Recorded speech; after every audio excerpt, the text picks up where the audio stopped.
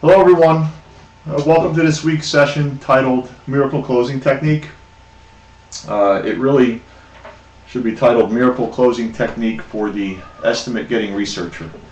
There are many types of customers. Probably one of the most classic is the we're getting estimates customer. The difference between someone that calls and states they're just getting estimates versus the estimate getting researcher is that the estimate getting researcher is usually calling with specific model numbers they have in mind. They talk about the internet site and the research that they've done. They may even tell you what number you are on their estimate list. If this is the case, you want to make sure that you're booking the appointment with the person that calls for the appointment. Don't make the tragic mistake of suggesting that or asking if there's a significant other that needs to be there. Book the appointment with who called. Sometimes in lessons learned from years past where things may have been different, you would sit there and want to sit with husbands and wives, and you would only go out if that was the case. That's kind of challenging in today's environment, economy. Many different households are set up differently. Husbands and wives both work, for example. Sometimes you get them both, sometimes you can't. So in this estimate getting researcher, they're very process oriented. They want things to flow in a certain way. So the important thing is book the appointment with whoever calls. When you go out to set this appointment, I used to make the tragic mistake of probably doing what many contractors do, which is when you see this person has their file folder, they inform you what number you are on the list as you're there.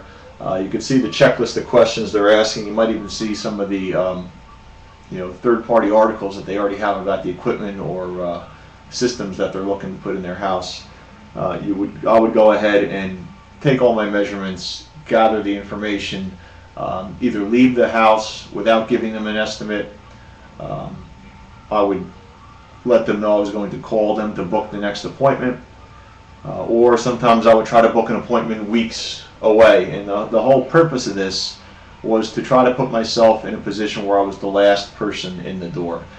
And it's probably one of the most frustrating things for a homeowner, because all they want to do is get an estimate on whether it's a service or a product, an installation, and they're finding that they can't get the estimate. Everyone that comes through the door gathers information, and people just don't get back to them.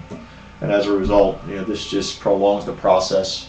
And someone that's a very process-oriented person needs to gather that information, get it all together, get it in front of them, make sure that they're able to analyze system A versus system B, company A versus company B. In many cases, it's company A, B, C, D, and E. So I realized after having years of struggling with this and my closing rate, landing somewhere probably under 20%. I said, I put myself in the customer's shoes and said, what would I want? And what I came up with was I want, first of all, a professional person I'm dealing with. I want to get all my questions answered. I want someone to come up with something that makes sense for my decision at that time, depending on how long I was going to live in the house, my budget, give me some options and flexibility with payment, what was going to show my lowest investment. Those are things that I would want. And so as a result, I decided that, I'm going to spend as much time with these people. When I come through the door, I'm going to listen to their questions. I'm going to make sure that I keep my ears open and I gather information that makes sense for them and their decision, not convenience of me and just getting in the door to close a sale. But I'm going to make sure that I gather the information they're looking for. I'm going to spend as much time there in that first visit, making suggestions, doing my load calculations, putting all my numbers together, and making sure that they fit into their budget in a timely manner. I'm not going to walk out the door without giving them an estimate. When I sit down and I'm doing my calculations, when I sit down and I'm running my numbers, I'm giving them what I call my credibility book. This is a binder that has referral letters, references, has third-party articles regarding what this person is looking to have done in their home.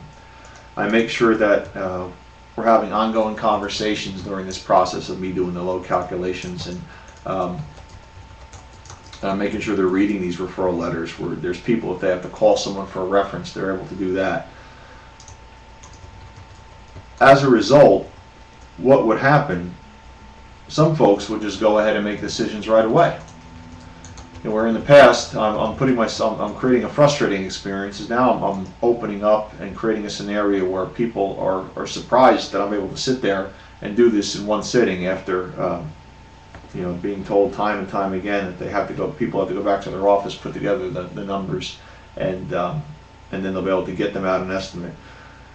So me being able to sit there while I'm doing my calculations and job costing and things along those lines, I'm able to gather more information, build more credibility, educate more. I also have a book that has plenty of other companies' proposals and estimates. I think that having that and showing someone that you know what the competition already has, you've gathered this, you have company A, B, C, D, and E's quotes, you know what they're offering, you know why they're offering it, you're educated on your competition, you're educated on the market and the business, also adds a level of credibility, which sometimes will help people make a decision right away. Still though, the majority of these people, if they truly are estimate getting researchers, they need to spend their time, gather all their information, and then make an educated decision. Usually they have a goal date in mind of when they want to make the decision by. So after I'm done, if they haven't made a decision right there, I'll ask them, not to be a pest, but when do you anticipate you'll be ready to make this decision? If they say it's a week, if they say it's 2 weeks, whatever the case may be, I'll make sure I agree on a date with them before I leave.